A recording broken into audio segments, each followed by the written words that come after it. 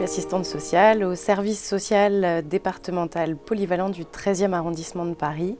C'est ce qu'on appelle un service social généraliste, donc ça veut dire qu'on a affaire à tout public, toute problématique. On a quand même des problématiques souvent qui sont d'ordre financier parce qu'on reçoit quand même beaucoup de personnes qui vivent de minima sociaux. On observe ces derniers temps qu'il y a de plus en plus de personnes, donc des publics que nous on ne connaissait pas forcément, c'est-à-dire des personnes qui travaillent et qui se retrouvent malgré eux dans le besoin pour finir la fin du mois. Ce type de public, jeunes travailleurs ou couples travailleurs entre guillemets smicards, moi j'en voyais pratiquement pas. Je suis éducatrice spécialisée au CHU Georges Sand. Le CHU Georges Sand, c'est un centre d'hébergement d'urgence qui accueille des jeunes hommes âgés de 18 à 27 ans. Ils viennent me voir justement parce qu'ils n'ont pas d'hébergement et souvent leur première demande c'est d'avoir un emploi ou d'avoir une formation. Et nous en entretien, souvent on s'aperçoit qu'il y a aussi d'autres problématiques qui sont plus cachées. À Paris, la problématique du logement est très importante parce que le parc privé aujourd'hui, il faut pouvoir justifier de ressources très importantes pour obtenir un logement du parc privé. Et au niveau du parc public, même si Paris est quand même une ville avec un nombre important de logements sociaux, il y a peu de disponibilité aujourd'hui parce qu'ils sont tous déjà pourvus et qu'il y a très peu de personnes qui partent des logements sociaux et qui libèrent donc des logements. L'idée c'est de rendre autonome le jeune, donc c'est pas du tout de faire à sa place.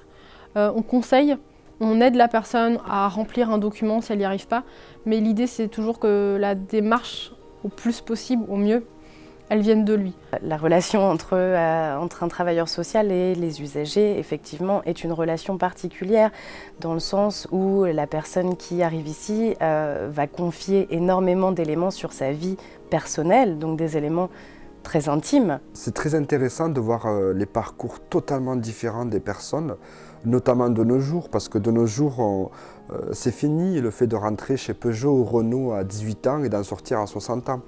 Il y a des parcours de vie totalement atypiques, différents, très riches. Je suis architecte d'intérieur et designer et j'étais chef d'entreprise.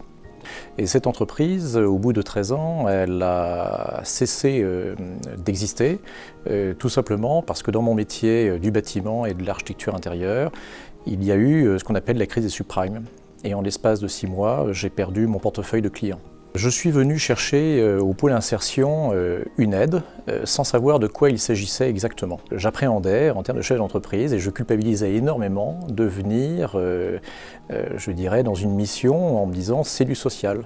On a vraiment un rôle d'écoute qui est très important, de soutien aux familles, aux familles ou aux personnes seules d'ailleurs, parce qu'on n'a pas que des familles, parce qu'elles ne sont pas toujours écoutées dans d'autres lieux. J'ai été très bien accueilli par des personnes qui étaient surtout à l'écoute.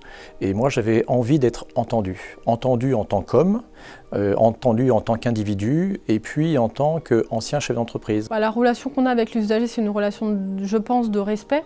Et nous, ce qu'on essaie de créer, c'est justement une relation de confiance pour que dans les entretiens, ils puissent se dire des choses et qu'on puisse justement construire le projet pour le jeune et que lui il puisse être acteur de ce projet-là. Ça sert à rien de mettre baccalauréat. D'accord, du coup ça sert à Ça rien. c'est au-dessus. Ah oui. Bah oui. Oui.